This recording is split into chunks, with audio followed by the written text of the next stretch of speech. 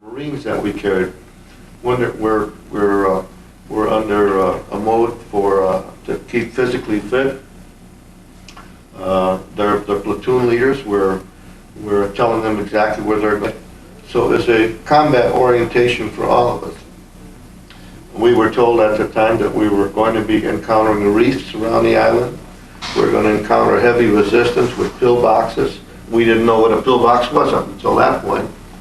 And that there were cliffs on the island, so they would be shooting down at us. It was suggested that we would have a heavy defense on the island because Saipan had been occupied by the Japanese for many years. It was one of their possessions.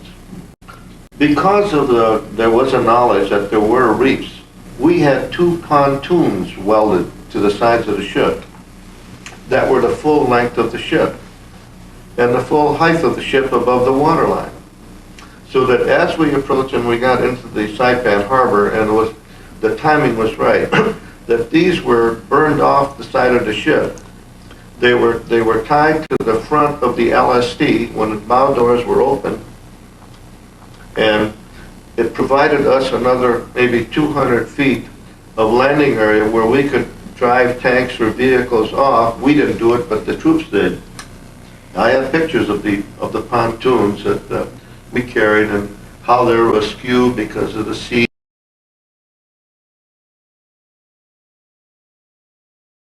Approaching a landing area, we would drop the anchor, the stern anchor. At the same time, my ballast station, I was told to fill the forward tanks with seawater so that it would provide weight for the bow of the ship. And as we disgorged our troops and our equipment, my order would come down to empty the ballast tanks in the bow of the ship. Simultaneously, the anchor was being pulled out, so between these 2 forces of physics, we would pull our ship off. And that was the mechanism that we used. But at that point, even the Marines were anywhere up to knee deep or up to belly deep in water. So that moving, sort of like Normandy, where troops were pinned down and killed because they were immobilized in the water. They couldn't move fast. If any of us tried to walk in water that's up to our knees or up to our belts, we're just sitting ducks. And that's what the troops were. And our hearts went out to the Marines and infantry in any of our incursions. At least we had the armor of the ship that protected us. Unfortunately, we never got hit. We had shrapnel, but that was about it.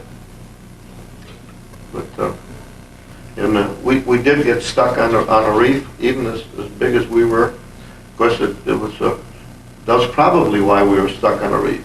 And we were there for 3 days at sitting ducks, and we didn't get hit.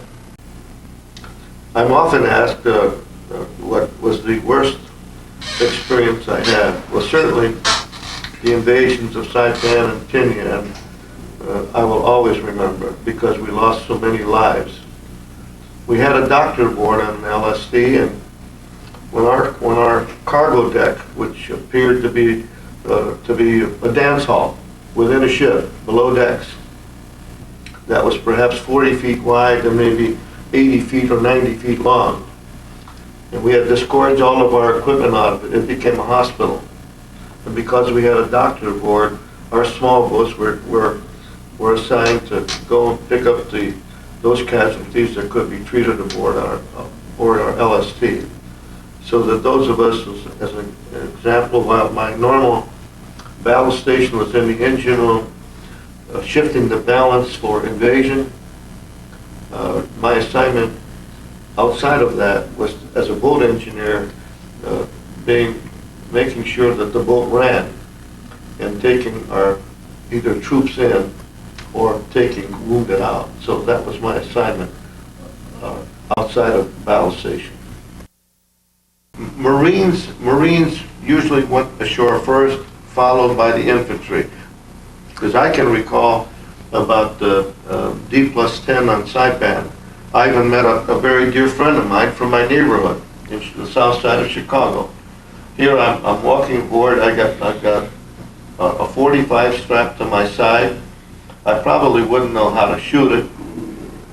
And I'm looking down, and here, this boyhood friend of mine, Steve Shanto, with the Americal Division of the Army, and he's hustling artillery shells and sacking artillery shells in a long foxhole.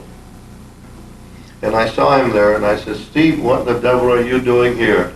He says, the same thing you are.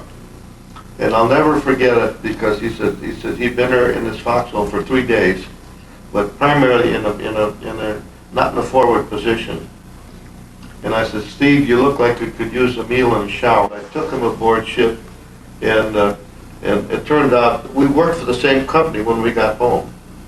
And he told everyone that I saved his life because I fed him and I gave him a shower on Saipan. This is one of the happier moments of my military career. It wasn't 3 weeks later we invaded Tinian, which was a neighboring island near Saipan. That one was not as brutal as Saipan, simply because the shores around it were not heavily reefed, and so that our forces were able to get ashore. And the island was such as more of an atoll, and it was not conducive to putting pillboxes or tunnels or things like that, so that while there were many Japanese troops on the island was not defended. The defense was not as adequate as it was on Saipan. I don't exactly know the size of this atoll, but it was probably the most suitable island to build an airfield on. Well, as it turns out, Tinian became the airfield from which the B-29s flew to bomb Hiroshima and Nagasaki. Well, after that, we were used more as a cargo ship in advancing forces and material to forward islands that were secured. Lots of work with Seabees or construction equipment, and that was about the last of our combat because our ship was really running. In fact, we had to go to Auckland and Wellington, New Zealand for an overhaul. So we were rusting out and wearing out about that point. We must have been in New Caledonia 50 times during our cruise in the Pacific, because it was a big supply base. It was a nickel-producing island for the French, and one that was very friendly to us, where it had plenty of fuel, and what we liked about it had good water. And we could fill up our tanks with water. VJ Day happened. We were in New Caledonia. We were radioed. Our captain was radioed, and the first thing I remember was the captain. He says, "This is Captain Williams. Now hear this. The war is over." We were beached at New Caledonia, and he ordered our signal crew to put flags the full length of the ship, and he says, "We're going to break out the beer," and because we had cargo of beer that we were not permitted to drink aboard, so that all of us were permitted 2 cans of beer on the shore of New Caledonia, and we've celebrated. I have a photograph of our entire crew in front of the LST 124. I'm even holding a Japanese flag and toasting a beer to my friends to wherever they were. But that was a celebration that we will never forget. We were happy, and it was 3 months later that I was sent back to the States to go home in late December of 1945. By this time I was first class. And before I left the ship in, I believe it was late December of 1945, I was the acting chief engineer at the age of 19. So I had full responsibility. And I say full responsibility because our engineering officer had gone, my chiefs had gone, they had more points to get home. One of them was married, and a whole new crew of people were coming on, and I was a senior guy, and at 19 I was the chief engineering officer for all practical purposes. And it had a great influence on my life because it gave me the confidence that I needed and to become whatever I did become, to have the confidence that I'm able to do it.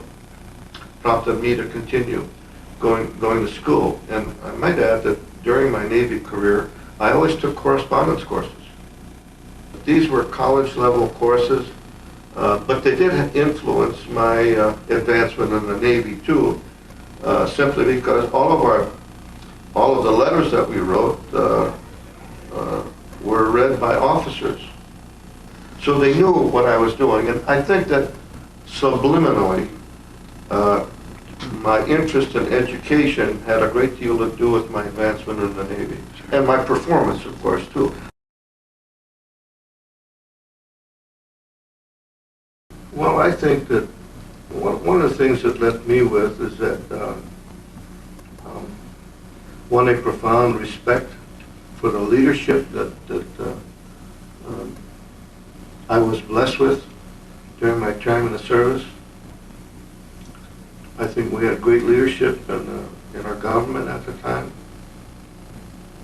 It gave me more of an appreciation of the liberty that we really enjoy. I think this is something that should never take for granted.